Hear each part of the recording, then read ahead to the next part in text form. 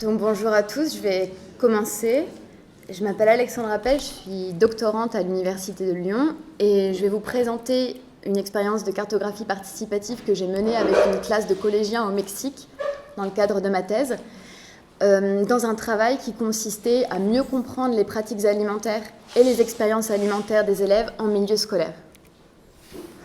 Donc la question de l'alimentation, en quelques mots, la question de l'alimentation scolaire au Mexique, elle est surtout caractérisée par une inquiétude au sujet du fort taux de surpoids et d'obésité chez la population mexicaine en général, mais surtout chez les adolescents, donc 4 adolescents sur 10 qui sont en surpoids ou en obésité.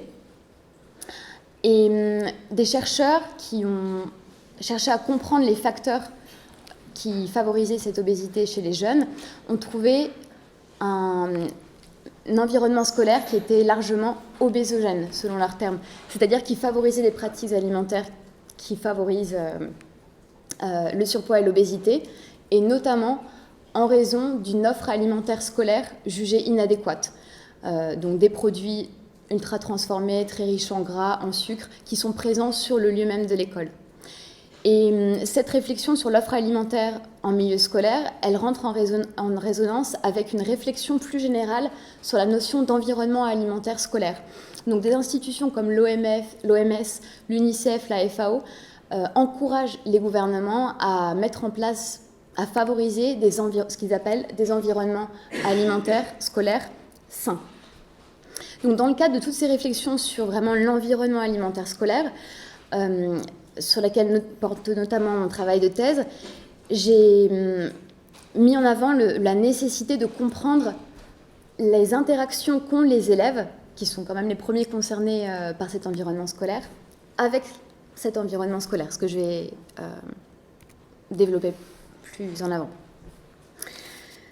En quelques mots, le contexte plus général de cette recherche, donc comme je l'ai dit, le travail que je vais vous présenter s'inscrit dans le cadre de ma thèse qui mêle géographie et anthropologie. En quelques mots, je m'intéresse à l'éducation, à l'alimentation en milieu scolaire et à la configuration de l'environnement alimentaire scolaire. Donc concrètement, je travaille surtout dans la région lyonnaise, dans 2 collèges, et j'ai un terrain qui fait plus office d'éclairage à Mexico, dans ce contexte, comme je l'ai dit, de fortes problématiques de surpoids et d'obésité. Donc, pourquoi s'intéresser à l'école ?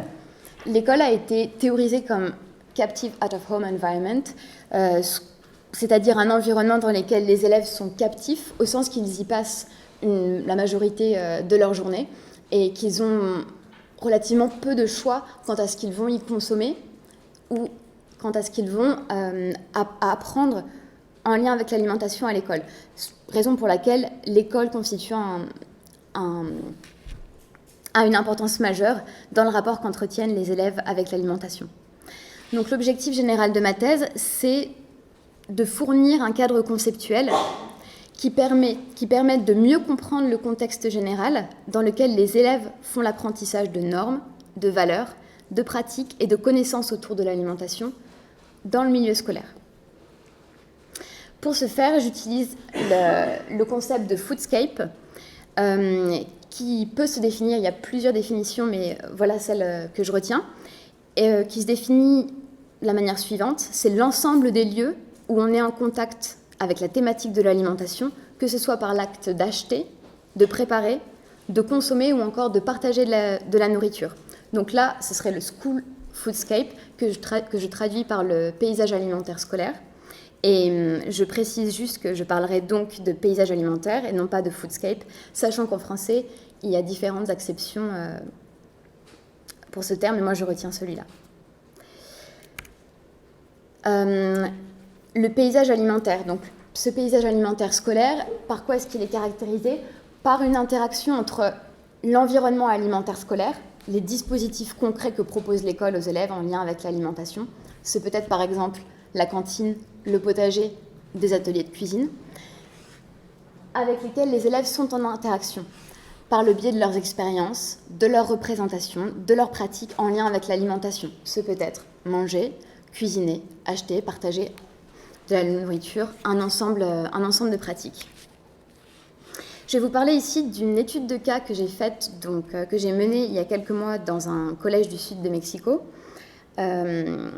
J'ai fait un terrain de 2 mois dans ce collège. Il s'agit d'un établissement privé, donc un collège-lycée qui est relativement privilégié d'un point de vue socio-économique. Donc en soi, il n'est pas représentatif. Le travail que je fais n'est pas représentatif de la majorité des établissements scolaires du pays qui sont publics et donc largement moins dotés. Néanmoins, c'est un travail, une approche qui permet d'ouvrir la réflexion sur une conceptualisation plus fine de la notion d'environnement alimentaire et de paysage alimentaire scolaire dans le cas du Mexique. Le travail de cartographie que je vais vous présenter est une des méthodes que j'ai employées, notamment des entretiens semi-directifs avec des membres du personnel pédagogique, des observations participantes pendant des cours de cuisine, des observations, des interactions des élèves à la cafétéria où ils se procurent de la nourriture. Voilà. Donc, au sein de cette étude, la cartographie participative constitue une méthode qui a un caractère largement exploratoire dans ce travail, étant donné qu'il a été, ce que je vais vous raconter plus tard, il a été utilisé une fois. Je n'ai pas pu le répéter. Je vais vous parler maintenant de la méthode cartographique en elle-même. Donc, j'ai pu travailler avec une classe de 25 élèves âgés de 13 à 14 ans. Donc, ce serait l'équivalent d'une classe de 4e en France. Dans le cadre d'un cours d'histoire, dans lequel l'enseignante d'histoire a bien voulu me laisser intervenir. Donc, j'ai développé une méthode en 2 temps. Une première constituée d'une balade d'exploration par les élèves et une deuxième étape constituée par la réalisation de la carte en elle-même. Donc la première phase que j'appelle balade d'exploration qui consiste au préalable, avant de réaliser la cartographie en elle-même, j'ai proposé aux élèves, durant une trentaine de minutes, de déambuler dans leur établissement. Donc je leur ai proposé la consigne suivante. Vous avez 30 minutes pour déambuler dans l'ensemble de l'école et noter sur une feuille tous les éléments qui vous font penser à l'alimentation, de manière directe et indirecte. Et je vous laisse aussi noter la raison pour laquelle ces éléments vous font penser à l'alimentation. Donc l'objectif de cette consigne et de cette balade au préalable, c'était à la fois d'identifier les éléments que les élèves relèvent ou ne relèvent pas comme faisant partie de leur environnement alimentaire. Et dans un deuxième temps, c'était aussi dans l'idée de leur faire se remémorer les expériences qu'ils pouvaient vivre au quotidien en lien avec l'alimentation pour, comme un échauffement avant de réaliser la carte. Donc c'est moi qui ai pris les photos, je n'ai pas proposé aux élèves de prendre des photos lors de cette exploration, mais c'était pour illustrer un peu cette déambulation. Une précision quant aux consignes que je leur ai données, qui était importante. Avant que les élèves commencent cette phase d'exploration, par expérience, je me doutais que si je les avais laissés partir en exploration sans leur donner de consignes plus précises, il y aurait eu un risque qui relève uniquement les éléments les plus emblématiques de cet environnement alimentaire, à savoir la cafétéria. La cafétéria, il y a une photo en haut à droite. C'est l'endroit où, donc, comme je disais, ils vont manger et ils vont acheter de la nourriture au quotidien. C'est le seul lieu où ils peuvent s'approvisionner en nourriture dans leur école. Donc, pour éviter qu'ils ne citent que ça, j'ai proposé aux élèves en classe, avant qu'ils commencent l'exploration, une courte discussion. L'objectif étant de les inviter à prendre en compte le plus d'éléments possible durant leur balade. Donc très simplement, je leur ai demandé, quand je vous dis alimentation à l'école, qu'est-ce qui vous vient à l'esprit? Ce à quoi la majorité m'a répondu, la cafétéria, selon ce à quoi je m'attendais. Je leur ai dit d'accord, mais encore. Et En discutant, les élèves m'ont dit, il y a le potager, il y a la collation du midi, il y a les élèves, les lycéens qui vendent de la nourriture pour financer des projets. Donc, voilà, ça a permis déjà de les ouvrir à une multiplicité des possibilités. Ensuite, je leur ai dit qu'il était aussi possible pour eux de relever, durant cette balade, des lieux qui leur rappelaient des souvenirs associés à l'alimentation. Donc, par exemple, si vous voyez un lieu où vous avez l'habitude de manger, d'acheter, d'apprendre des choses en lien avec l'alimentation, vous pouvez le mentionner. Donc, voilà, ces consignes étaient pour moi très importantes pour la suite de la réalisation de la carte. Quelques résultats avant de vous présenter les cartes de cette exploration. Donc les élèves m'ont rendu les notes d'exploration des éléments qu'ils avaient relevés. En tout, ils ont recensé 31 éléments en lien avec la thématique de l'alimentation dans leur établissement, que j'ai reclassés en 6 catégories.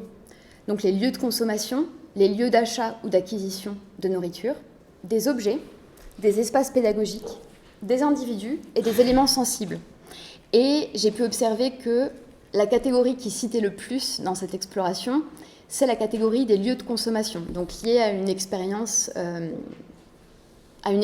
vécue quotidienne. Des lieux de consommation, je vous montrerai sur la carte, mais concrètement, c'était des bancs, des endroits qui n'étaient pas du tout, a priori, faits pour ça, pour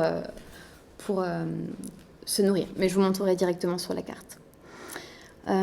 Donc déjà, cette première phase d'exploration a permis de faire apparaître des éléments nouveaux de cet environnement alimentaire qui sont à la fois matériels, immatériels et sensibles. Dans la catégorie sensible, en 2 mots, plusieurs élèves ont notamment relevé les odeurs, en l'occurrence l'odeur qui émanait de l'atelier de cuisine, également le son de la cloche qui sonne et qui me rappelle le moment d'aller manger.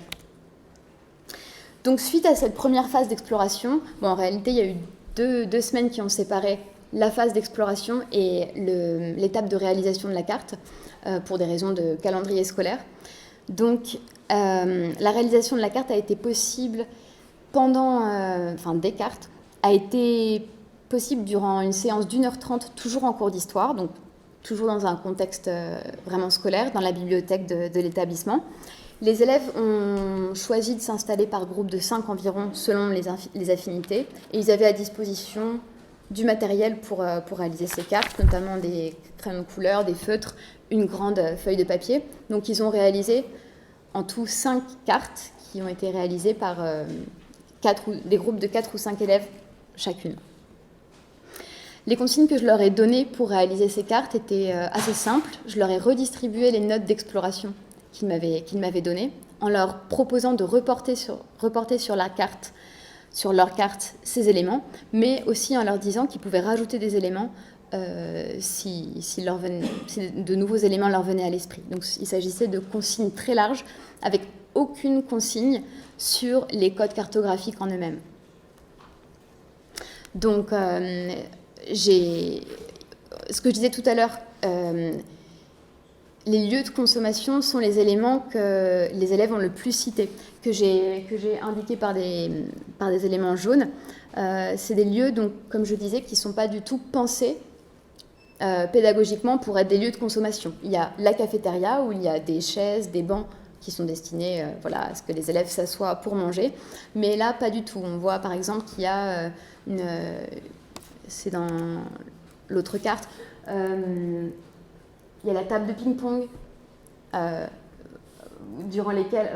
près desquelles les élèves mangent pendant qu'ils sont en train de jouer. Il y a des bancs, il y a la pelouse aussi, il y a des salles de classe, des lieux qui ne sont pas du tout pensés comme des lieux de consommation, mais qui sont pourtant ceux que les élèves citent le plus dans leur carte.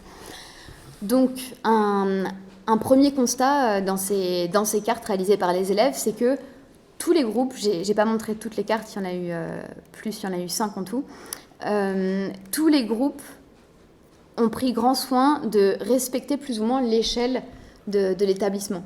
C'est-à-dire qu'ils n'ont pas du tout représenté un espace mental, mais ils ont tenu à faire un plan de l'établissement, même avec un titre, ce qui n'était pas du tout précisé dans mes consignes pourtant. Ensuite, comme je l'ai dit, la plupart des élèves ont reporté sur la carte des éléments liés à leurs propres expériences, notamment de consommation. Donc en fait, ce qu'ils ont représenté était surtout, ce que donnent à voir ces cartes, c'est surtout axé autour du fait de manger, de l'acte de manger. Mais il y a peu d'éléments indirects liés à l'alimentation. Et donc, que dire, enfin, la question que je me pose en voyant ces cartes, c'est que dire des éléments que les élèves n'ont pas mentionnés. Par exemple, le potager. On voit que le potager scolaire, il y en a un, est peu mentionné par les élèves. Donc, pendant que les élèves réalisaient leurs cartes, je suis allée voir certains groupes et je leur ai dit et le potager scolaire pour les questionner. Et certains ont dit non, je ne l'ai pas mis parce que voilà, ils n'y avaient pas pensé. Donc ça aussi me donne, sans pouvoir tirer de conclusion définitive sur ce manque, sur ce qu'on ne voit pas de ces cartes, ça me pose question par rapport à certains projets pédagogiques en lien avec l'alimentation qui ne sont pas visibles sur cette carte. Une difficulté que je voudrais souligner, c'est celle de représenter l'aspect dynamique, qui était souligné aussi dans d'autres présentations aujourd'hui, c'est de représenter l'aspect dynamique des expériences vécues par les élèves. C'est-à-dire que voilà, ces cartes présentent des lieux précis, des lieux isolés où il se passe des choses par rapport à l'alimentation. Mais finalement, il n'y a pas de représentation graphique de, par exemple, l'ensemble des lieux liés à la consommation, de l'ensemble des lieux où un élève ou plusieurs élèves consomment de l'alimentation, consomment des produits qu'il a achetés ou qu'il a ramenés de chez lui. Alors qu'en réalité, d'après mes observations, il y a un continuum d'espace. C'est plutôt un espace fluide. Donc, pas évident de représenter ça sur la carte. Également, la difficulté de représenter les éléments sensibles, comment représenter les odeurs, comment représenter les sons. Encore une fois, eux-mêmes les ont représentés de manière localisée. Je tiens à souligner aussi la richesse des discussions qui ont pu avoir lieu pendant la réalisation de la carte, qui m'ont beaucoup apporté par rapport à des éléments qui... Voilà, la carte ne parle pas d'elle-même, et donc discuter avec les élèves était vraiment intéressant, même si le cadre était peu favorable à des discussions réellement personnelles, étant donné qu'il s'agissait d'un cadre scolaire assez contraint et qu'il y avait 25 élèves, donc je ne pouvais pas discuter longuement avec chaque élève. Je vous soumets ici un résultat exploratoire d'une conceptualisation du paysage alimentaire de cet établissement.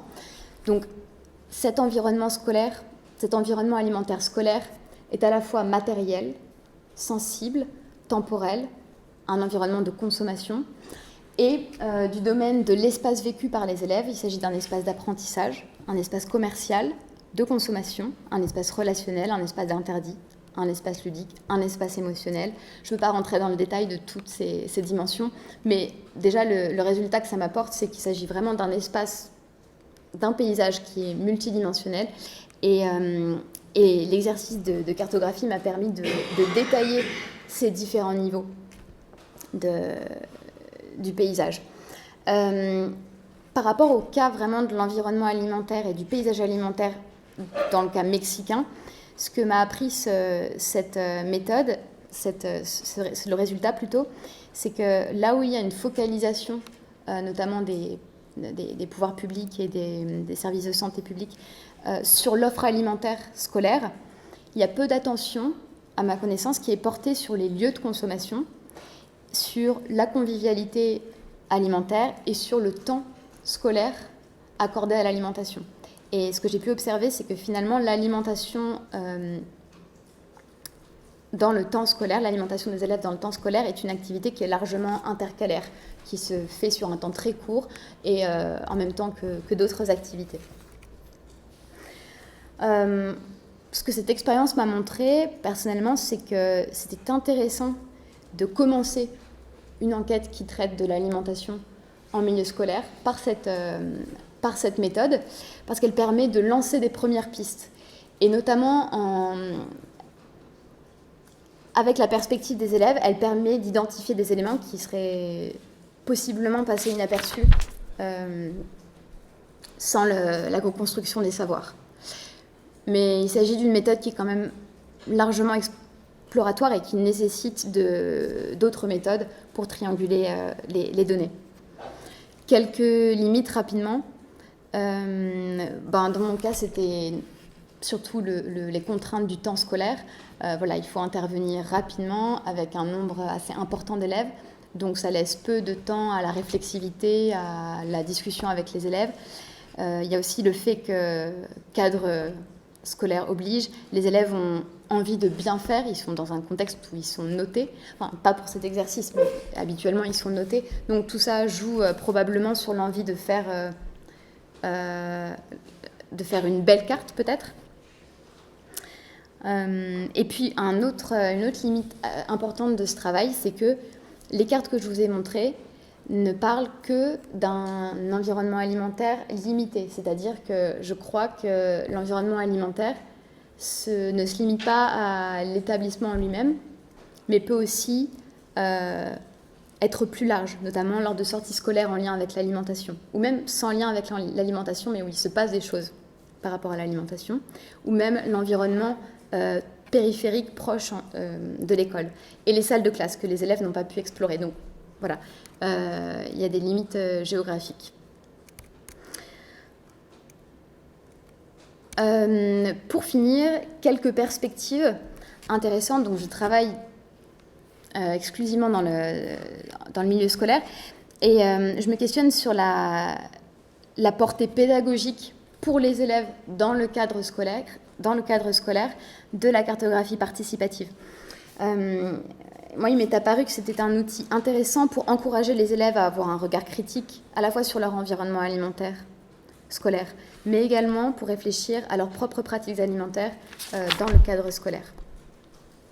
Et ça a été, pour ouvrir aussi sur l'aspect pédagogique de cette méthode, la cartographie participative en lien avec l'alimentation a notamment été développée dans le contexte de la réflexion autour de la justice alimentaire en Amérique du Nord, donc avec la question de des inégalités en matière d'accès à l'alimentation, notamment pour la question des aires alimentaires, qui désignent des aires géographiques avec un accès limité à une offre alimentaire de qualité et accessible financièrement. En France, il y a un contexte, à ma connaissance, où quelque chose de similaire a été développé. C'est dans le cadre du projet Marguerite, qui est un projet d'éducation à l'alimentation en milieu scolaire avec lequel je suis liée, dans lequel des enseignants d'histoire-géographie dans le quartier prioritaire des Minguettes à Vénissieux, dans la banlieue lyonnaise, ont développé une méthode de cartographie participative pour questionner l'accès à l'alimentation des élèves. Donc voilà, pour résumer, c'est une méthode qui est à la fois riche pour la recherche, mais aussi comme potentiel outil pédagogique pour les élèves, et également qui peut faire l'objet de réflexion, qui peut servir d'objet de réflexion pour penser des politiques publiques et des politiques éducatives en lien avec l'alimentation. Je vous remercie.